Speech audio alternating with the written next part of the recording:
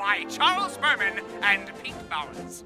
Dateline Thorpsburg, from the desk of any Italic, girl reporter, high atop Henderson Towers in Center City, in the office of the Thorpsburg Register, Bulletin Journal, and Herald Press Examiner, we bring you the news of the world. Commissioned by pompously inexperienced newspaper publisher Matthew Nichols, entrepreneur. Any Italic tracks the most thrilling events of our day with the determination of a bloodhound, poised, notebook in hand, for the moment of her big break. Sometimes when you're a reporter... Honey, what's the matter with the computer? Jumping Jehoshaphat! Has Egg Drop Soup claimed another keyboard as its victim? What kind of canny computer corrector can replace the repugnant writing, receptacle? Egg drop soup. It's not good unless you drop it. Unfortunately, it sometimes lands on the keyboard. That isn't how egg drop soup works. Go get another one and start eating soup like a normal person. I think I still had a notebook in the drawer. You got it, my dear determined diarist. Here's your poised notebook. My what? You know, because... Whatever. Get going. Okay. Sometimes when you're a reporter, the computer breaks and you lose your train of thought.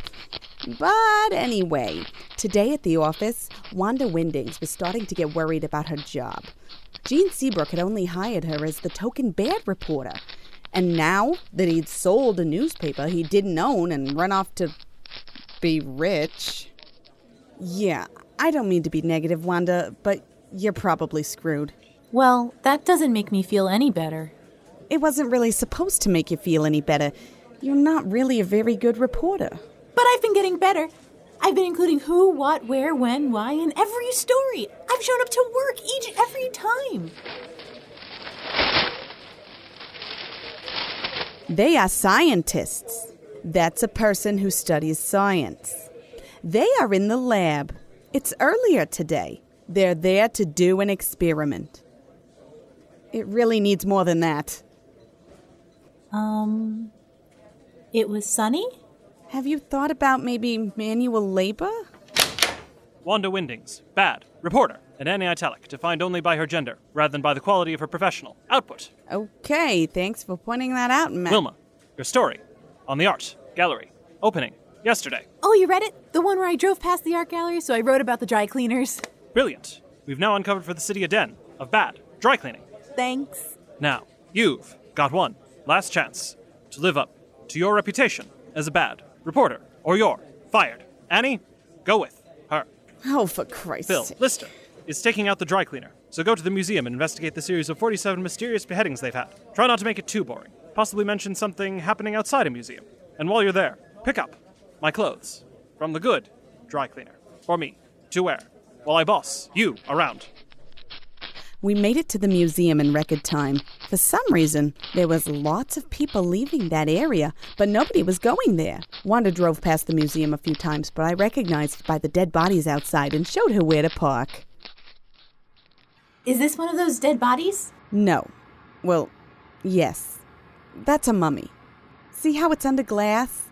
And it has a head? That one next to your feet? I'm not sure, but that might be one of the bodies. Oh, a dead body. Do you think there's a connection? Yes. Okay, I could do this. So, you think there's room in the story to mention Oh my God, yes, there's room. This is the what? This is the what part of the story? I don't know. The introduction? So where were you thinking of working after the newspaper? The horror! The horror! Excuse me, are you a museum guide? Yes, I am. The name's Guida. Oh, how horrible! What a terror! Oh, no! Guida? The Guido? I swore I was going to hit the next person who said that. Oh, the humanity, the tragedy. How I wish I could tear these eyes from my head, never again to see the degradation and misery. Oh, gods above. Oh, crap. You seem kind of distracted. Maybe I could talk to someone else? Ah!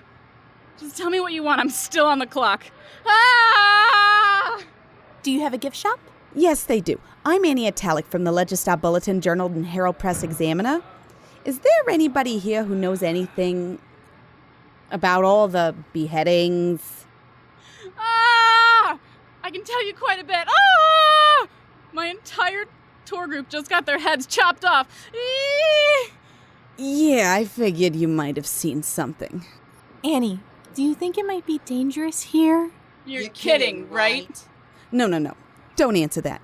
I know you're not. Now, this must be an obvious question, but can you just tell me, in your own screams, what happened? Well, you see, I was taking this group for a tour of this museum. It starts at 10. I do one each day. We start at the Greeks artifacts and move to the Byzantine area. At that point, we go upstairs. We're not actually taking the tour, you know. Can you skip to, I don't know, the beheadings? Oh, certainly. Upstairs is the block on which King Charles I was beheaded in 1649. You see, the Cavalier army led by The beheadings today. Yes! Ooh! Maybe before we get beheaded? Okay, so I was taking this tour group around, and just as we were passing the Butter Through the Ages exhibit, they were beheaded. To death. Ah! Who did it? Okay, then tell us why they did it, and we have almost everything. Wanda, I don't know if I can say this any more clearly, but you are terrible at this. Please, let me do it. I'm trying to be useful. If I'm going to do this job, I don't want to be dead weight. I know. The problem is, we have to get the story before we're dead meat. Let's talk about this after, when we're not in mortal danger. We'll finish the interview, call the police about these dozens of murders, and get coffee. Who killed them? Nobody. It was just this big, old, flying...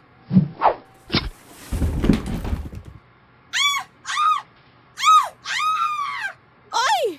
Oh my god, she was just... I know! It's me, Lance the Enchanted Talking Ancient Sword. I can't believe I just did that again. Oh, jeez. Now I feel even more terrible. Okay, first of all... Second of all, Lance, why is there a flying, talking, enchanted sword? Not that I'm surprised, really, but, you know, not every day. And why? Why do you keep killing these people? Well, to answer the first question first. Oh no! Watch out! I'm about to behead you! Okay, the rest of this interview is going to take place from behind the ticket booth. Come on, Wanda. Okay. Hope you don't mind. I'll be clanging on it periodically as I try to behead you. Okay, what's the story, Homicidal Sword? Well, as I said, it's Lance. How did you know I had a mournful story of which to unburden myself? Lucky guess. Go on. Many centuries ago, I was presented to a great warrior on the founding of the Duchy of Saxony, which makes me a valuable antique. But anyway, on his deathbed, he enchanted me.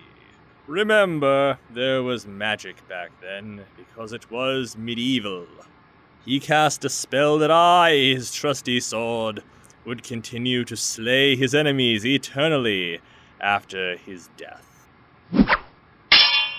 Enemies? We never met this guy. Everybody's enemies. There is no such thing as the Duchy of Saxony anymore. So the enchantment's sort of open to interpretation. I like that. I don't.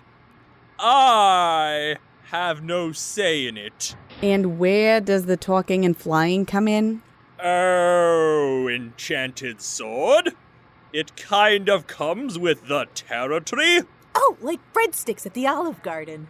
I don't know what that is, but sure. Oh, you're medieval. Well, bread is this food that I know what bread is. So now I am eternally cursed to slay everybody. It is torture. My soul is so guilty, and I hate the sight of blood. Wow, that's a really sad story. I'm really sorry you had to go through this. would you be okay if we did a story about you after we finish this one about the museum? Is it okay if I chop her head off first? I was just thinking the same thing, but wait a minute. Why haven't we heard about a flying sword beheading people all the time for over 1,000 years?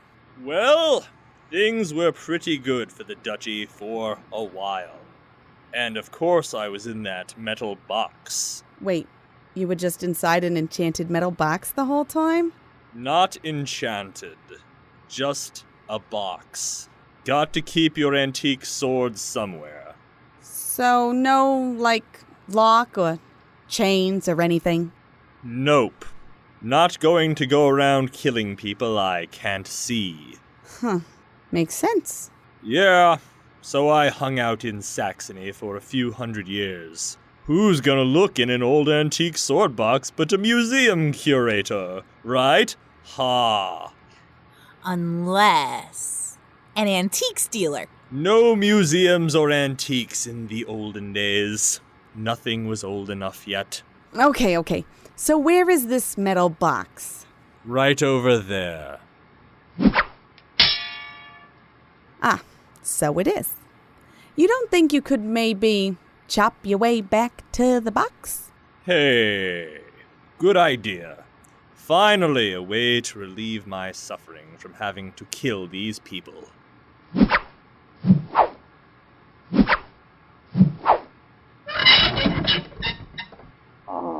That's better.